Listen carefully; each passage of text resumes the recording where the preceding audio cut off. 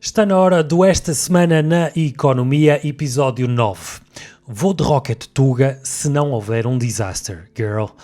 Gravado quinta-feira, dia 29 de abril de 2021. Hoje vamos falar de um negócio falhado no ramo da imobiliária que pode ser um caso de sucesso. De memes virais e agora rentáveis e da sexta maior criptomoeda do mundo. Falamos ainda de foguetões espaciais, de carros elétricos, da carga fiscal sobre salários e de um colapso na Turquia. No final, damos-lhe ainda uma dica de como poupar no IMI. Fiquem por aí que vai começar agora o Esta Semana na Economia. Este programa é-nos trazido por Dignos Domos Mediação Imobiliária. A Dignos Domos dedica-se à mediação imobiliária e são especialistas no mercado do Grande Porto. Comprar, vender, arrendar ou investir, a Dignos Domos tem a melhor solução e o melhor acompanhamento para si em todo o processo. Consulte já em dignosdomos.pt. Olá mais uma vez, sejam todos muito bem-vindos ao Esta Semana na Economia. Mais uma semana passou e mais uma semana eu e o Paulo Lima do blog O Papo da Galinha estamos aqui para vos trazer um apanhado de notícias de economia para vos ajudar a perceber aquilo que passou esta semana. Olá, Paulo. Ricardo, bom dia. Bom dia. Tudo em ordem? Quase boa tarde. Quase boa tarde, exatamente. Há sempre aquela questão que muitas vezes a gente diz bom dia ou boa tarde e as pessoas dizem boa tarde não, que eu ainda não almocei. Então eu fico sempre naquela. Tal e qual. Olha, por isso é mesmo, para mim ainda é bom dia. E para mim também. E o pequeno almoço já lá vai há muito tempo, portanto. Paulo, tu trazes aqui uma notícia bastante sui generis. Olha, trago uma notícia de um negócio falhado. Boa, começamos bem então. Começamos em grande. Não, mas é uma notícia curiosa. Eu só estava aqui a tentar localizar exatamente de onde é que ela vem. Vem da Forbes. Portanto, isto foi um investidor imobiliário que pôs uma casa à venda. Normal. Uma casa normal, uma casa boa, tem piscina, tem um bom quintal nos arredores de LA. Uma casa com 4 quartos, com 2 casas de banho, enfim, estou-te a dar os detalhes porque podes querer Estar interessado. mudar-te para Los Angeles. Qual é o curioso deste negócio? É que pôs a casa à venda portanto, a proposta dele era vender a casa em criptomoeda. Boa. Portanto, o preço era, ele fixou o preço em 1,15 milhões de dólares, equivalente em Ethereum, ok? Pois a criptomoeda que ele selecionou foi a Ethereum. Exatamente. Além disso, a casa ainda vinha com um bónus, que era um NFT, titulando a propriedade de uma obra de arte da Key Arons, que é uma arte. A arte pode depois ser consultada no link que vamos deixar da Forbes, e é muito giro porque ela enquadra-se com a própria vista da casa. Portanto, parece uma imagem a 8-bit da frente da casa. É muito engraçada. Então ele tinha à venda a casa juntamente com um token NFT. Exatamente. Sendo que o método de pagamento que ele aceitava, então, era a criptomoeda Ethereum. Acontece que ele não teve nenhuma licitação. Zero. Zero. Não teve nenhuma proposta. Então, para já, o que ele decidiu foi... Ele dá a desculpa que ele atribui é nem toda a gente terá, e parece-me lógico, razoável. Nem toda a gente terá, porventura, uma carteira onde possa ter o equivalente a 1,15 milhões de dólares em criptomoedas. E, portanto, ele agora pôs a casa à venda deixa-me fazer publicidade, certo, no imóvel virtual lá da zona, e está a aceitar métodos tradicionais, meios tradicionais de pagamento, não só criptomoedas, mas aceita enfim, outros meios mais tradicionais, sendo que continua a oferecer o NFT no negócio, ok? O NFT não saiu do negócio. Exato, não é uma oferta, mas continua englobado no negócio. Exatamente. E daí não tem nada a ver com a qualidade da casa, segundo ele. Tem a ver com não há gente que tenha na sua carteira. Tal e qual. Tal e qual. Talvez ele não tenha feito um bom plano de marketing. Repara, Saiu na Forbes, portanto, mas como falhado. Não há má publicidade neste caso, eu acho. Certo. Não é? Repara, quantos negócios, quantos anúncios de casas tens visto tu de Los Angeles, não é? Tal e qual, tens toda a razão. Não é? Portanto, mesmo este aparente insucesso que ele teve, acho que lhe saiu muito bem. Para quem não sabe ou não está a ouvir a primeira vez, um NFT, um Non-Fungible Token, se tiverem mais curiosidade, nós explicamos isso uns episódios atrás, salvo erro no episódio 3 ou 4, mas investiguem e ouçam o nosso episódio anterior, que é uma coisa que está muito em moda e há uma febre toda à volta dos tokens não fungíveis.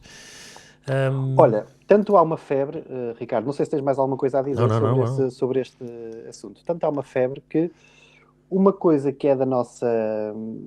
Olha, desculpa, já não é da nossa infância, mas é da nossa juventude.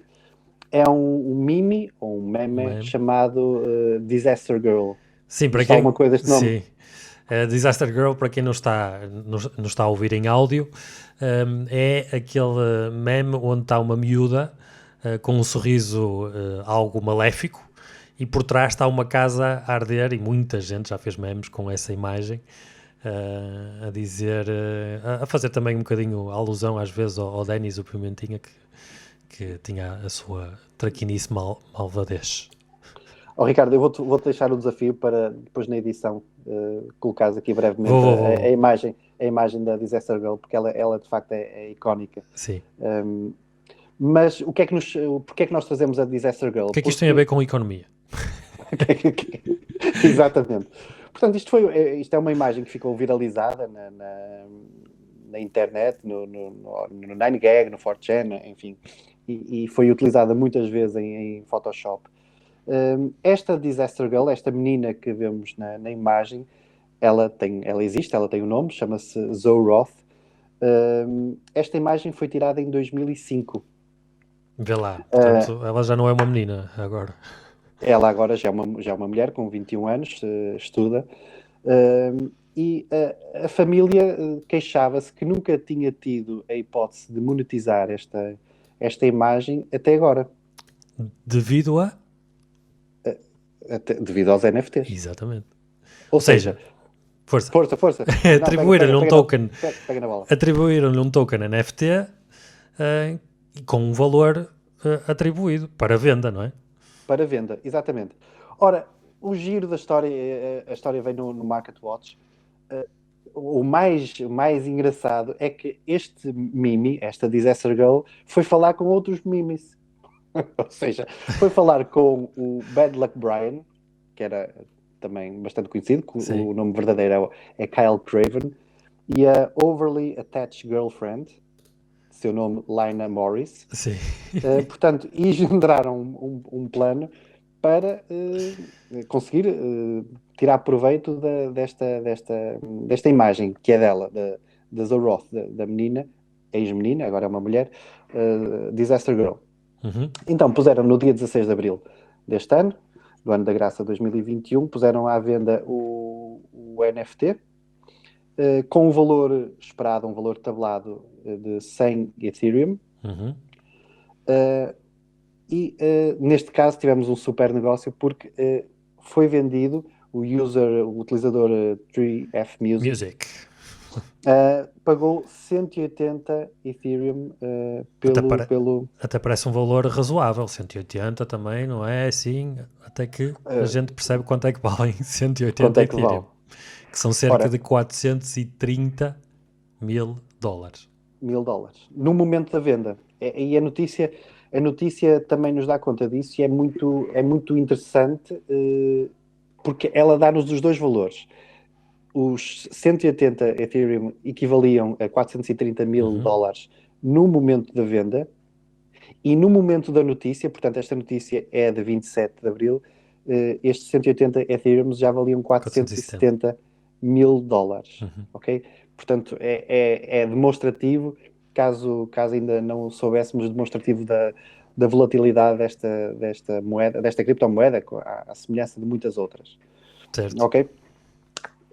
Para finalizar esta notícia, há outra coisa muito curiosa, é que por cada venda subsequente que a Zoroth e a sua família façam, desculpa, não é que eles façam, Que o alguém NFT já foi venda, sim. que alguém a venda, ou seja, quando o 3F Music voltar a vender este NFT, a Zoroth e a sua família recebem 10% do produto à venda. Exatamente, porque foi uma coisa que nós falámos aqui quando falámos a primeira vez dos NFTs, que quando alguém vende um NFT pode-lhe associar uma comissão na revenda, ou seja, isto pode ser um investimento que não para, não é? Isto tudo é atribuído ao blockchain da criptomoeda Ethereum através de uma coisa que se chama Smart Contracts. E isto vem então credibilizar ainda mais as transações e os valores de NFTs. Eu lembro-me na altura que nós falámos, Paulo, de eu prever que haja aqui alguma tentativa de monetização por parte de artistas digitais, por parte de pessoas que têm produtos digitais, como já houve do Jack Dorsey, do primeiro tweet da história. Ele vendeu também por, salvo erro, 2,5 milhões. E agora, quer dizer, uma coisa que toda a gente conhece, ou a maior parte de nós conhecemos no mundo, um meme, finalmente ela ficou conhecida no mundo inteiro sem tirar praticamente, provavelmente, nenhum proveito disso. Se calhar até, antes pelo contrário, teve algumas dores de cabeça, por ser tão conhecida e ao mesmo tempo tão desconhecida, porque na realidade a maior parte das pessoas que conhecem a imagem não a conhecem. Mas finalmente chegou a hora de retirar algum dividendo disso. E aqui é que está o verdadeiro valor dos NFTs, os Non-Fungible Tokens, a meu ver, tanto para artistas digitais como coisas que vão virais, que se tornam virais. Tem aqui uma forma engraçada e bastante valiosa, pelo que se vê da notícia, de ganhar dinheiro com isso. Sim, é muito curioso, e dou a mão à palmatória.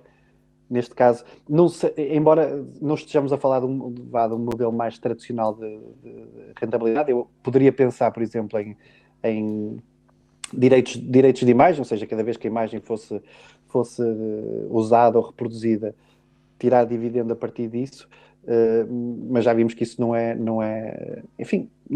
possível, não é possível rastrear esse tipo de utilização, digamos. Certo. E, portanto, pela venda da propriedade intelectual, se lhe quisermos chamar assim,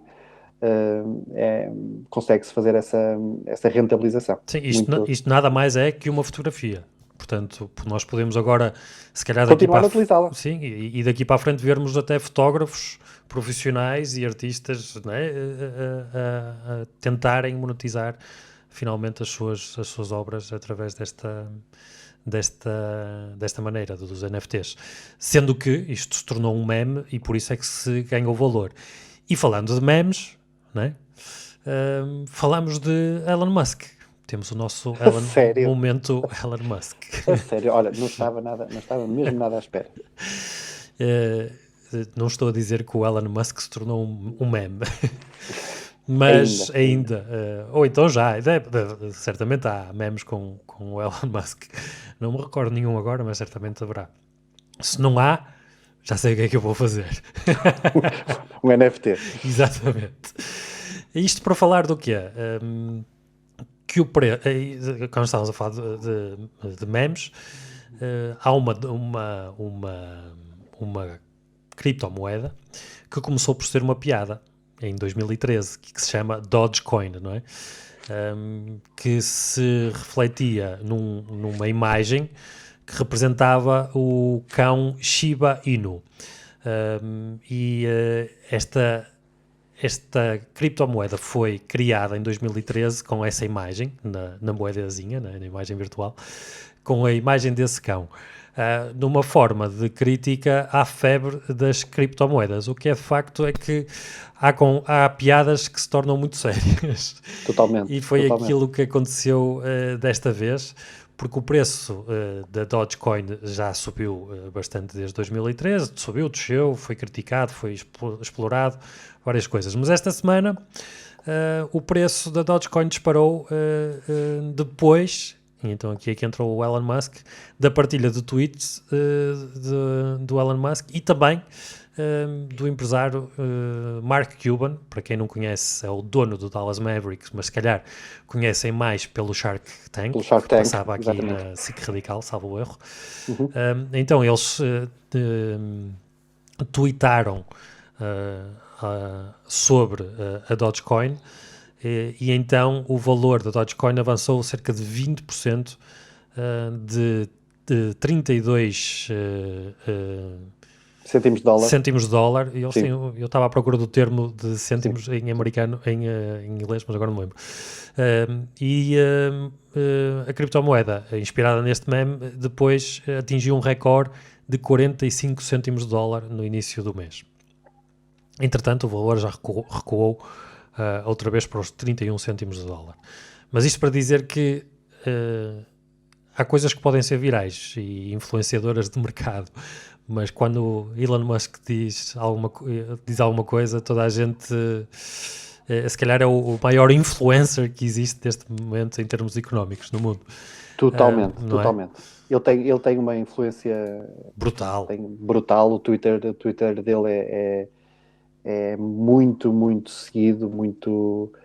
ele depois também tem uma personalidade muito, muito especial, não é? Porque traz-nos sempre aquela ideia quase de adulto meio criança, meio irresponsável, não é? Totalmente. Portanto, muito, muito, muito ligeiro nas suas afirmações. Mas o facto é que ele por causa disso também já se prejudicou, não é? Porque levou uma multa aqui há uns anos atrás por ter alertado que a Tesla iria entrar então em bolsa e não podia ter anunciado isso. Levou uma multa e até teve que, salvo erro, sair do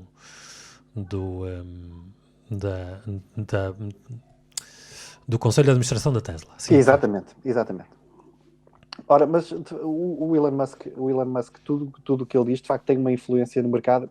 Se calhar podemos, um dia destes, tentar trazer aqui uma notícia onde possamos analisar até que ponto isso pode ser pernicioso para o próprio mercado, não é? Porque, enfim, trazemos sempre notícias que são um bocado a imagem do Elon Musk, não é? Um bocado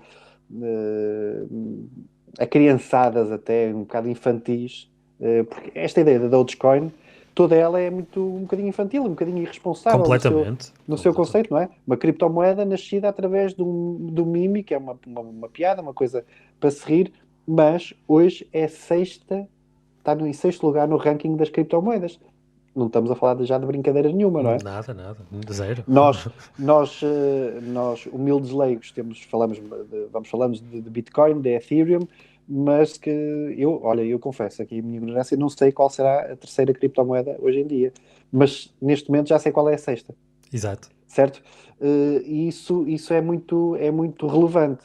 Percebemos que uma piada, por se viralizar, pode tomar estas dimensões tão sérias. Sim, tem uma responsabilidade económica também, né? Porque fazem logo alterar um valor de um bem, ou neste caso que será das criptomoedas. E o que é que o Elon Musk disse no tweet?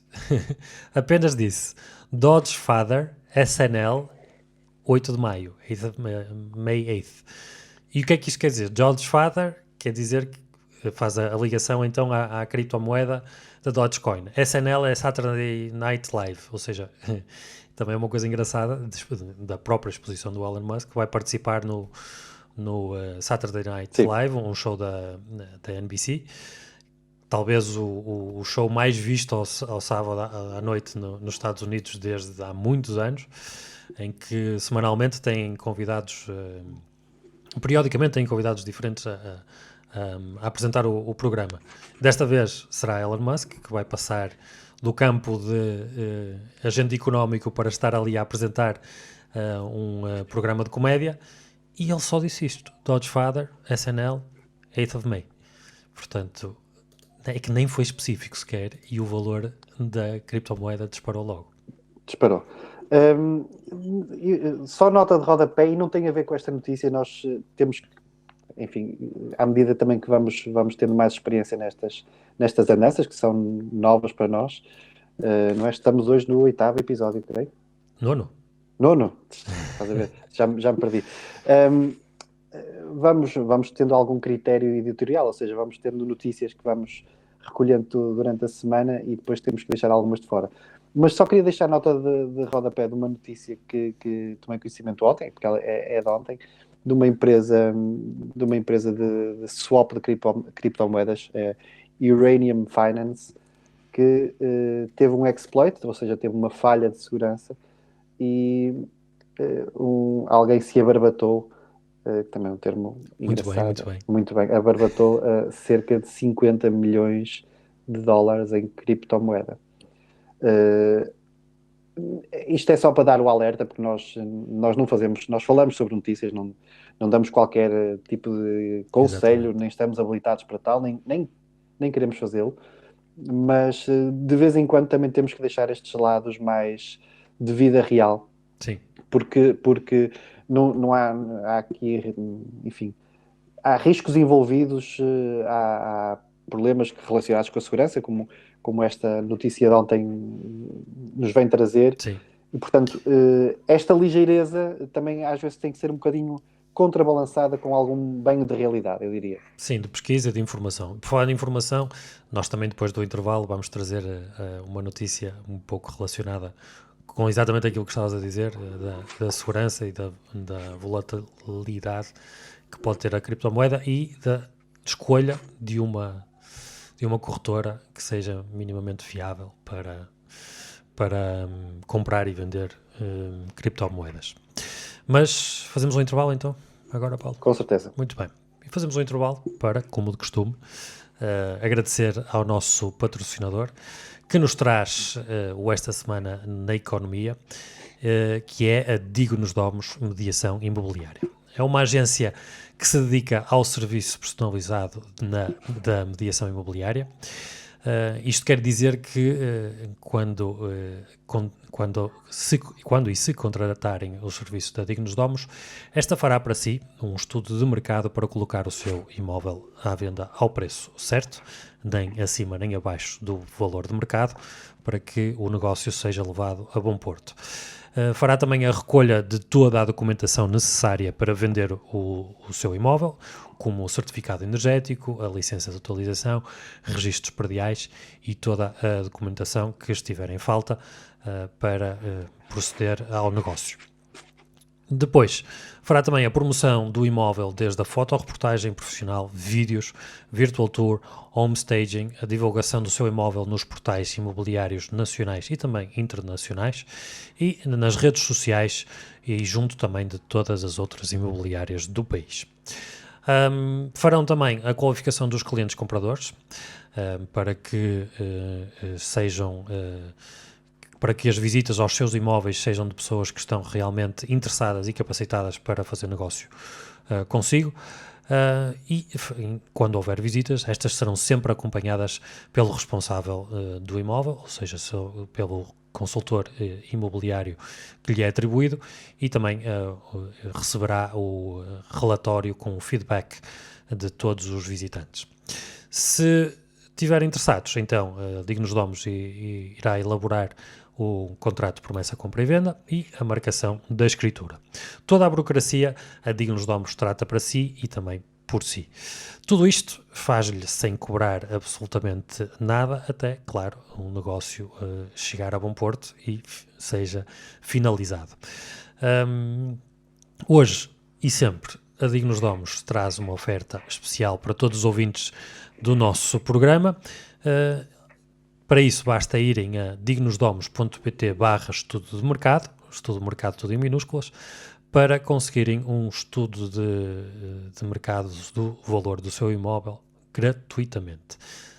Visitem dignosdomos.pt/estudo de mercado e recebam então este estudo de mercado gratuitamente elaborado pela Dignos dos Domos. Nós agradecemos muito à Dignos Domos pelo apoio que nos tem dado desde o início, desde o episódio 1 até este episódio 9.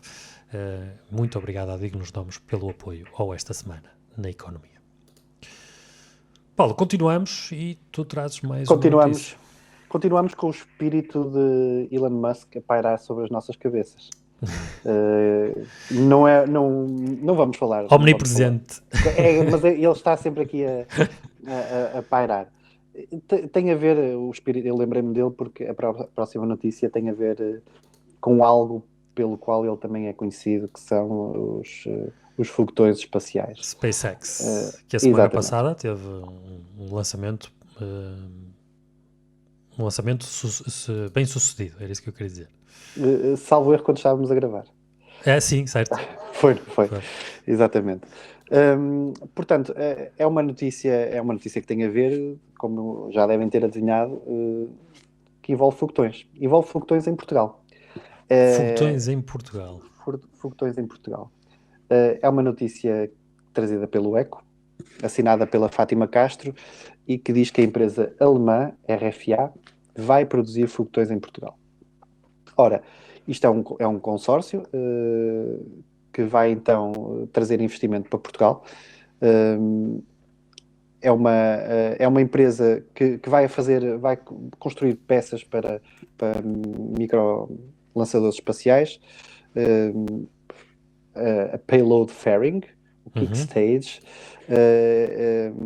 e outras estruturas para suportar um sistema de propulsão.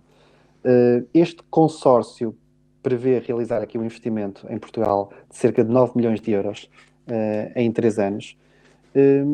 E isto vem acompanhar uma área que tem sido também impulsionada ou propulsionada, se quisermos utilizar um termo mais amigo dos foguetões, ao nosso país. O investimento nesta área, no desenvolvimento de lançadores espaciais, tem sido mais ou menos crescente, de uma forma sustentável. E este parece que estamos a entrar numa nova era. Aliás, é o que diz o presidente do ICEP, Luís Castro Henriques, que diz que estamos a entrar numa nova era ao plantar as primeiras sementes da indústria espacial no país. Estamos a lançar a era espacial, diz este presidente do ICEP. E, de facto, é uma notícia que, além do regozijo que podemos ter por ter mais investimento qualificado no país, parece que nos vem lançar uma coisa que já tem muitos anos, que eu não sei se te lembras, que é o Polsat. O satélite, sim, o Polsat, sim. O primeiro satélite português. E, portanto, parece que a nossa existência, a nossa contribuição para a exploração espacial ou a integração nestas andanças ficou lá atrás. Parece que ficou lá atrás em termos de notícias que sejam veiculadas. E esta notícia desta empresa alemã RFA implantar-se em Portugal parece que nos traz outro ânimo, parece que podemos fazer parte. Acho que eu não resisto a fazer aqui algumas analogias. Primeiro, seria porreiro pôr um Zé Povinho no espaço. Segundo, o nome da empresa. RFA. Já percebeste onde é que eu quis chegar? Já. Que o nome da empresa é RFA, o diminutivo, não é? Que é Rocket Factory Augsburg.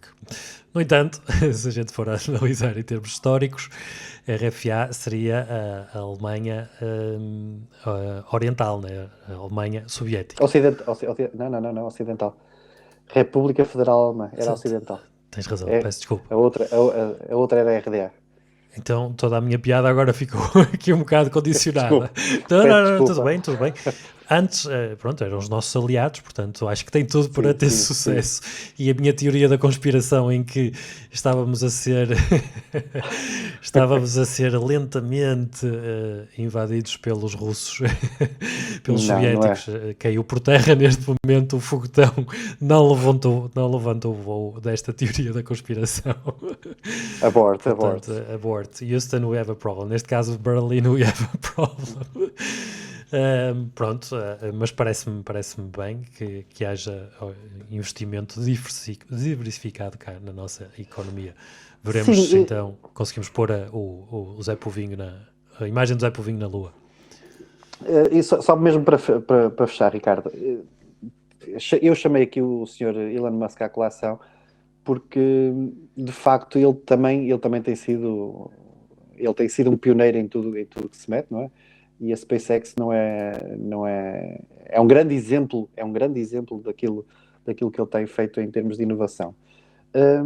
Mas isto parece que nos traz um novo paradigma, ou seja, em vez de grandes empreendimentos para a exploração espacial, não é? Como conhecemos, o programa espacial americano, a NASA, os nossos europeus, o nosso consórcio europeu, o Ariane, os soviéticos também, e os chineses e indianos, parece que agora a tendência é um bocadinho mais diversificar, ou seja, os tais microlançadores espaciais de que se falam aqui, para, enfim, à medida que a tecnologia avança, conseguimos não necessitamos de uma escala tão grande para chegar ao espaço.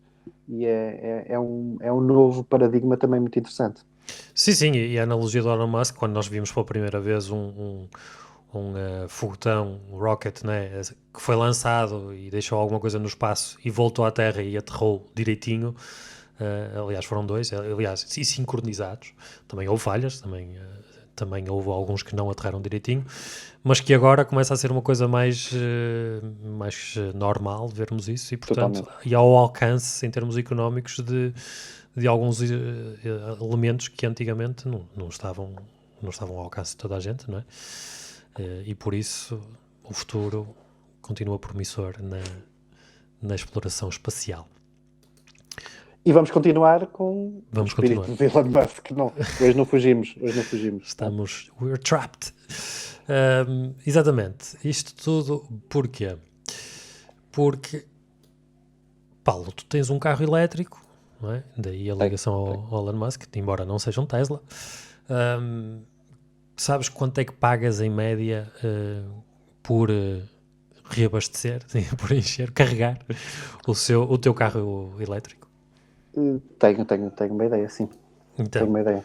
És capaz de dizer assim de cor ou... Sou cerca de €1,70 e tal, €1,50, porque carrego em casa. E consegues fazer essa analogia facilmente. Isto tudo porque nós trazemos aqui uma notícia da Peopleware, que começa logo com a pergunta, afinal, quanto custa em média carregar um carro elétrico em Portugal? Isto remete a valores de 2020, também faz analogia aqui o crescimento dos carros elétricos, que nós já falamos aqui, que passaram de 13,5% em 2019 a 10,5% do mercado de matrículas na Europa. E então há um site, que é o Electromaps, disponibilizou uma tabela com o preço médio de carregamento de um carro elétrico. E para isto usaram a referência de uma bateria de 60 kW. Que, por exemplo, um Volkswagen ID3 tem 58 kW, um Hyundai Kauai, cá em Portugal, fora tem outro nome que nós não podemos dizer, e também o Kia e Niro com 64 watts. Portanto, eles usaram esta referência dos 60 kW. Então, cá em Portugal, o preço médio para carregar uma bateria de 60 kW custa, em média, cerca de 13,25€. Tu que és utilizador de um carro elétrico, Paulo, sabes mais ou menos a média de quilómetros que poderias fazer com 60 kW? Eu penso que estamos a falar na ordem dos 300, já dos 300 e muito. Portanto, a diferença para o combustível, seja a diesel ou seja a gasolina, de custo, não é? 13,25 € para fazeres 250, 300 km. É elevadíssima para um carro a combustão normal. Sim, eu estou-me a balizar pelo consumo Que tu fazes. que eu faço E o teu com o carro meu já não é carro. novo, já tem baterias usadas, portanto, já terá alguma... Sim, mas em termos da performance do motor não se nota. O que hoje em dia pode acontecer enfim, duas coisas: motores que tenham melhor eficiência energética, né? Ou Certo. seja, que à partida, mas também motores Regeneram mais, melhor, sim. mas também motores mais potentes, que Claro. permitem outras performances que não tem no meu carro. Mas os cálculos que eu fiz são simples. Se pegarmos uma estimativa de 15 kWh por cada 100 km, uma bateria de 60 dar-te-á 400 para fazer 400 Exato. km. Não é assim, tirando perdas e tirando esta estimativa um bocadinho otimista e tirando também que tu não consegues esgotar a capacidade total da bateria, não é? Porque senão ficas apiado. Portanto, vamos tirar aqui qualquer coisa, uma margem de segurança. Portanto, estamos a falar na ordem dos 300 e muitos quilómetros para uma bateria de 60 kWh. Muito bem. O que dá de facto dá um custo, comparado com a utilização de um motor de combustão interna, dá um custo muito simpático, muito simpático. Muito apetecível. Sim. E se compararmos os custos cá em Portugal com os custos que se praticam na Europa, Portugal não é dos países mais caros. À nossa frente temos a Alemanha com 19,02 € para carregar a bateria de 60 kW, a Dinamarca com 17,71 € e aqui no Estros Hermanos, um bocadinho mais próximos de nós, de quase 14 €, 13,99 €. Por contrapartida, aliás, neste caso, não compensa à malta ir carregar o carro em Espanha, fica mais caro, que é uma analogia engraçada ao combustível. Sim, ao combustível normal. Sim. Exatamente. Se calhar são eles que vêm cá abastecer, o que era bom mudar esse paradigma, porque eles viriam mais cá também.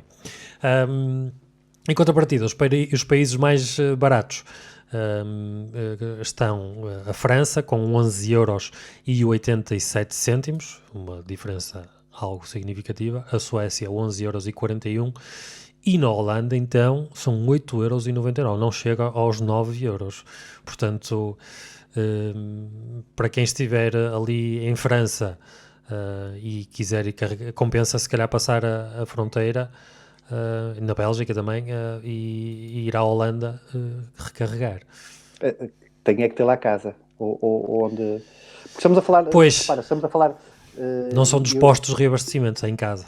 Era esse sublinhado que eu queria fazer. Este estudo é muito interessante, mas ele incide sobre a possibilidade que é sempre mais económica, sempre, e isto convém também desmistificar, a não ser que tenhamos uma possibilidade de carregar o veículo gratuitamente.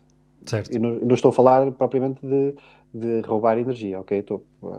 Sim, carregar, por exemplo, seja um gesto de cortesia da empresa onde se trabalha, por exemplo, porque às vezes os custos são tão reduzidos que é uma cortesia e, portanto, para o utilizador fica de borla, ok?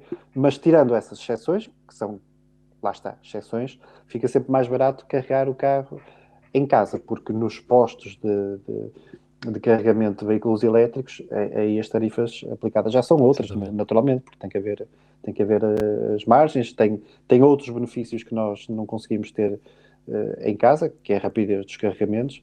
Portanto, obviamente que o custo será outro e, como tal, o benefício que se obtém, o benefício económico, porque há outro, mas o que se obtém pela utilização direta do carro, esbate-se face à utilização de um carro com motor de combustão interna. Mas as evidências estão nesta notícia que tu trazes, que é alicerçada no Electromaps, que é o custo de utilização de um carro elétrico pode ser muito, muito inferior quando comparado. Sim, na base das diferenças entre os diferentes países estará também a carga fiscal, como tu estavas a mencionar, sobre a eletricidade que é consumida em casa. Exatamente. Por falar em impostos, avanço já para a próxima notícia. que tem que ver também com os impostos, que refere, que é uma notícia do Jornal de Negócios, trazida pelo João Ruas Marques, refere que as empresas pagam 1,71€ por cada euro líquido de salários. Eu trago esta notícia porque às vezes apercebo-me, não que eu seja uma entidade patronal, mas às vezes nós tendemos só a olhar para o nosso recibo de vencimento sem pensar na big picture, né, de quem nos está a pagar e quais são os encargos. E este artigo reflete um bocadinho isso e põe-nos um bocadinho a pensar, porque cada euro que nós recebemos, a entidade empregadora em Portugal pagará 71 cêntimos de impostos e contribuições para a Segurança Social, que será a maior fatia neste caso, e também para o IRS. Não somos dos países que esta carga fiscal incide mais, mas eu acho que é fundamental cada vez mais nós termos a noção do que é cobrado sobre o nosso trabalho. Não é só cobrado a nós, mas também cobrado à entidade patronal. Nesta medida, diz. Desculpa, é uma notícia que tu trazes que é muito, muito interessante, porque, tal como a anterior, também faz um comparativo dos vários países, ou de vários países da União Europeia, para podermos ter um panorama melhor sobre esta aplicação, sobre esta carga fiscal que é aplicada aos rendimentos. Para isto, eles analisaram o preço médio, o salário médio de cada país no ano de 2020, não é? 2020, e em Portugal seria de 1.314 € por mês. Nesta medida, Portugal aparece em 11º entre os países onde as empresas pagam menos, atrás da Croácia e de Espanha. Mais uma vez, o Chipre e a Malta aparecem aqui, são os países onde a carga fiscal incide menos sobre os salários. Aí paga-se apenas 33 e 36 cêntimos por cada euro de salário.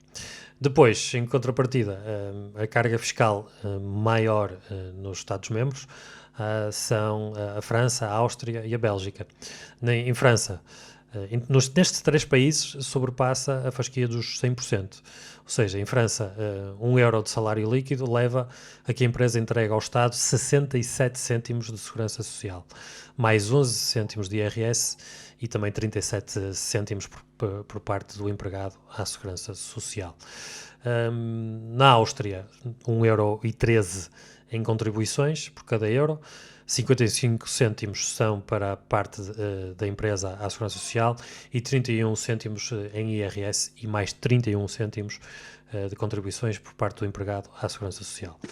E para finalizar, a Bélgica também 1,09€ ao Estado, entre 41 cêntimos à Segurança Social e 45 cêntimos de IRS e 23 cêntimos para a contribuição do próprio empregado à Segurança Social. Eu trouxe esta notícia também porque, pelo menos a mim, desmistificou algo que eu achava que Portugal estaria com uma carga fiscal tremenda sobre o trabalho. E continuo a achar um pouco. Mas pensava que o nosso panorama comparado aos outros seria muito pior, e este artigo se revela que não é assim. Não será tanto assim, vá. Sim, para fazermos uma análise mais, se quisermos, mais política, política ou económica, teríamos que comparar as pujanças económicas destes. Essa análise não se pode ficar por aqui, não é? Não pode de todo, porque o que depois vemos, e já agora complementando um bocadinho a notícia anterior, Ricardo, porque tu falaste na notícia anterior, onde falámos do custo de carregar um carro elétrico, no fim da tabela, ou seja, nos mais baratos, vinham países mais periféricos, ou mais orientais na Europa, a Sérvia, Kosovo, Ucrânia, etc. E portanto, são normalmente onde a carga fiscal é menor, porque a economia também não tem... normalmente as coisas andam de mão dada, ou seja, a economia não permite gerar rendimentos que depois possibilitem uma carga fiscal maior. E, portanto, esta comparação também tem que ser feita com esta comparação no que importa à carga fiscal sobre o rendimento, também tem que ser vista com essa luz, ou seja, com a luz da competência económica, se quisermos, de cada Estado. Por isso, não me parece muito surpreendente que países como tu mencionaste, como a Áustria e a Bélgica e a França estejam ali no topo, ok? Da Porque, carga fiscal, exatamente. não é? Não, Pegando... enfim, desculpa só para terminar, é o chavão, No geral. não é? Há duas coisas certas na vida, a morte e os E os impostos. Já não é a primeira vez que referimos isso aqui. E pegando naquilo que tu acabaste de dizer, que depende muito das políticas económicas de cada Estado, passo já à próxima notícia, em que, e voltando também ao tema das criptomoedas, em que houve duas bolsas corretoras de criptomoedas que faliram em poucos dias na Turquia. E voltando um bocadinho ao início para explicar a conjuntura económica que se vive na Turquia, que mais tarde vai explicar o porquê que isto aconteceu, da falência destas bolsas, a inflação na Turquia atingiu em março 16,2%. Mais de 3 vezes a meta do Banco Central. E a lira, a moeda turca, desceu mais de 10% em relação ao dólar este ano. E é o 9º ano consecutivo de perdas. O que é que isto fez acontecer?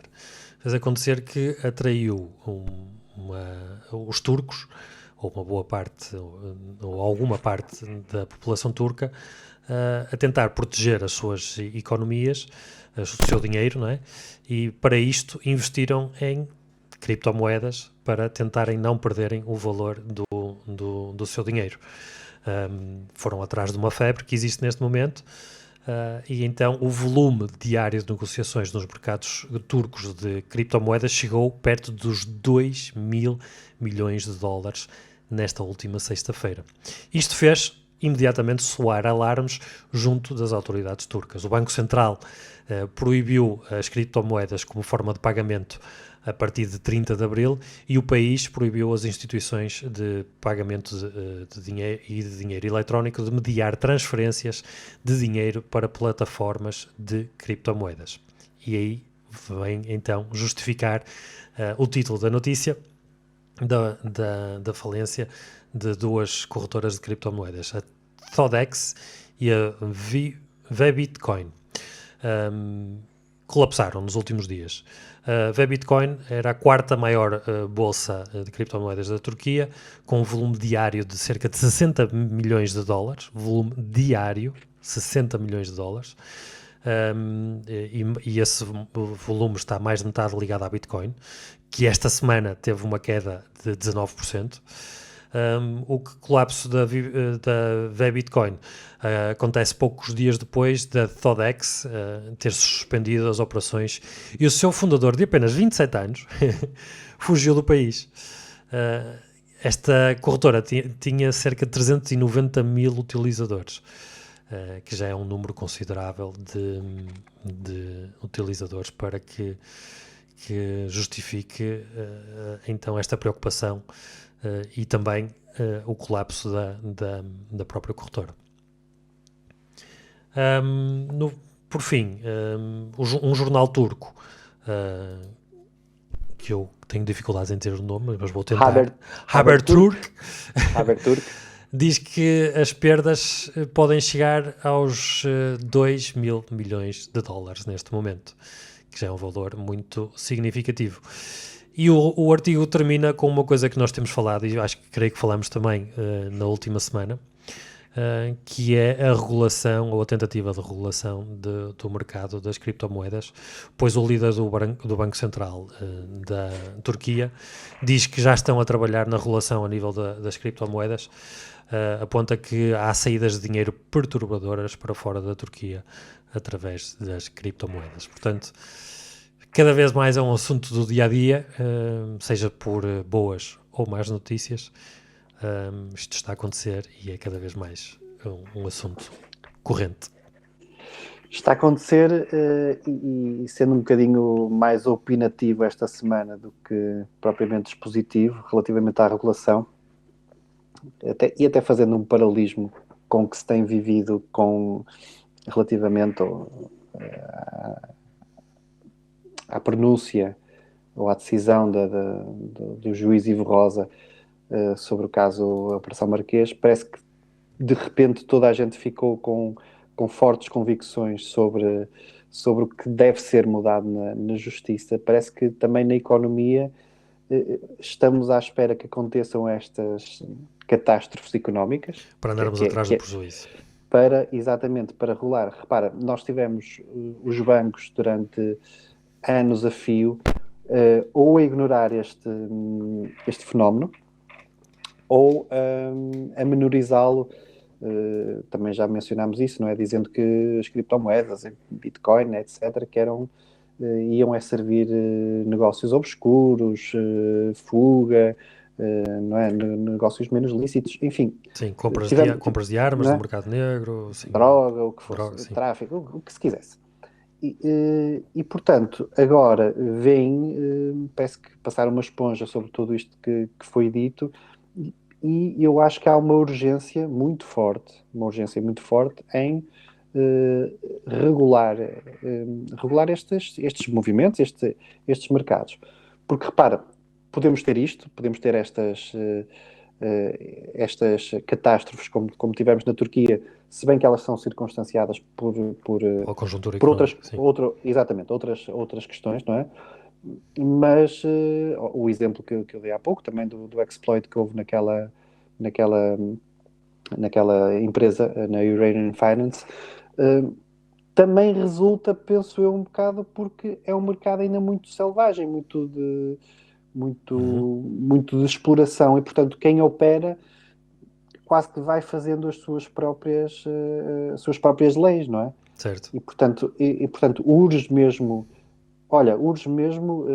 regular, até porque há uma coisa que vai ser inevitável, que é os Estados, os países começarem a ter dividendos diretos destas transações, porque vão-se começar a perceber cada vez mais e galopantemente mais que perdem receitas importantíssimas por inépcia, simplesmente inépcia.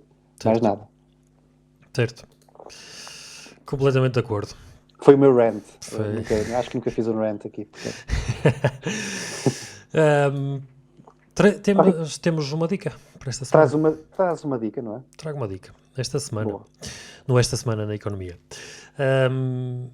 Que vem através de um artigo que aparece na SIC Notícias por intermédio da Lusa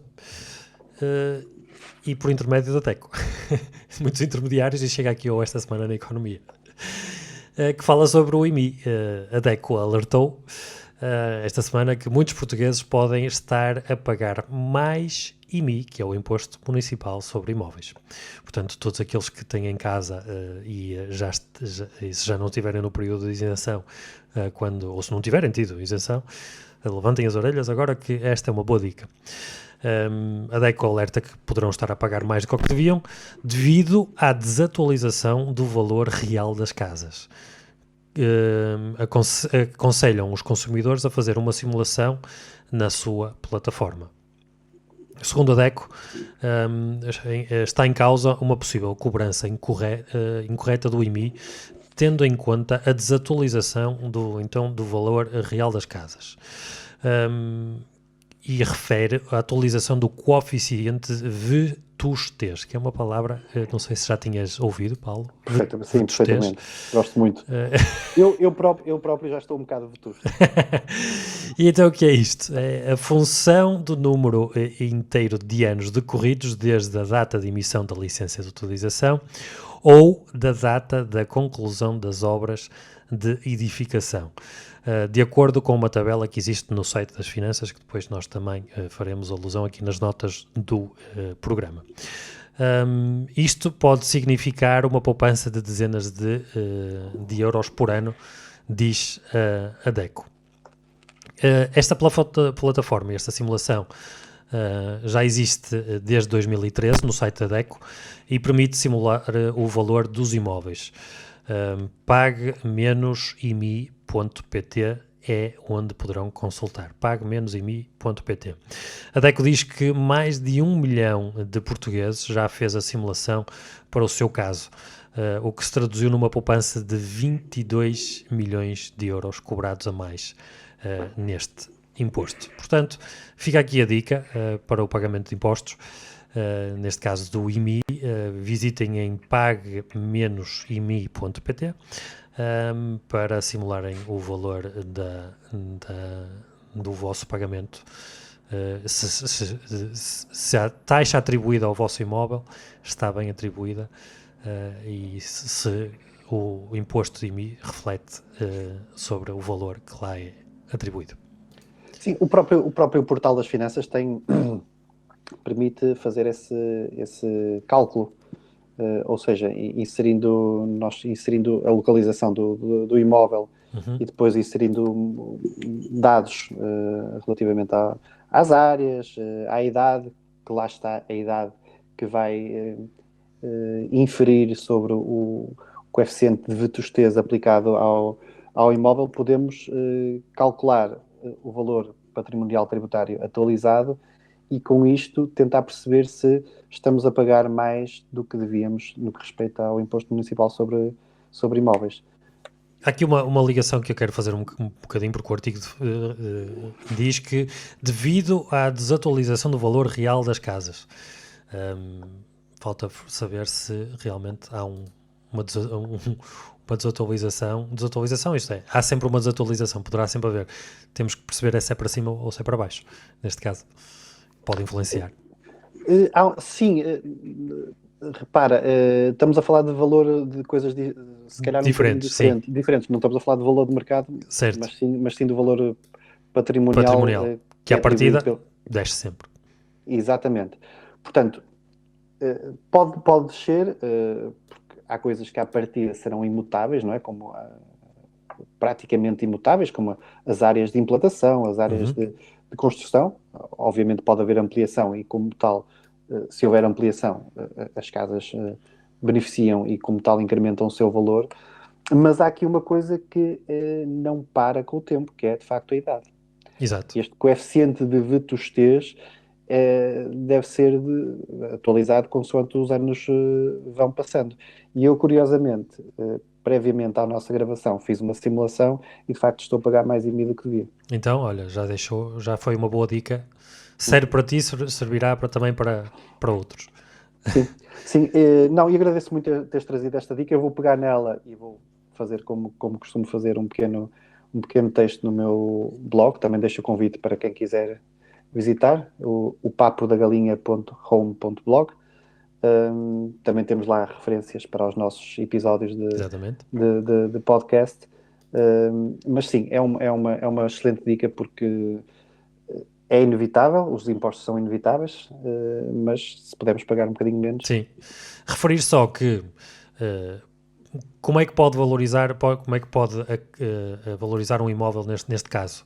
Por exemplo, alguém que tenha um terreno e não tinha uma piscina construída, se construir uma piscina, provavelmente irá pagar mais de IMI, portanto, obras que sejam feitas que valorizem o imóvel, até em termos de certificado e eficiência energética, provavelmente irão valorizar o imóvel e se poderá refletir também no valor do IMI. Sim, é um elemento chamado elemento majorante para o cálculo do valor do imóvel. Neste caso, sim, piscina, campo de ténis, garagens, etc. Exatamente. E muito bem, esperamos que tenha sido uma mais-valia para si trazer esta dica. Mais-valia será outra coisa que provavelmente nós iremos falar noutro programa. Eu estava aqui a roer-me porque utilizaste um termo maravilhoso para fechar e para falarmos sobre imóveis, mais-valias. Exatamente. Acho que fica aqui um açúcarzinho para um próximo episódio, talvez nós trazemos então esse tema também algo complexo, que serão as mais-valias sobre os imóveis. Por agora, resta-nos dizer muito obrigado por ter estado connosco, muito obrigado, Paulo, por ter estado comigo. Obrigado, Ricardo. E desejar uma boa semana a todos. e desejar também que estejam juntamente connosco já na próxima semana, esta semana na Economia. Tchau, Paulo. Tchau, Ricardo.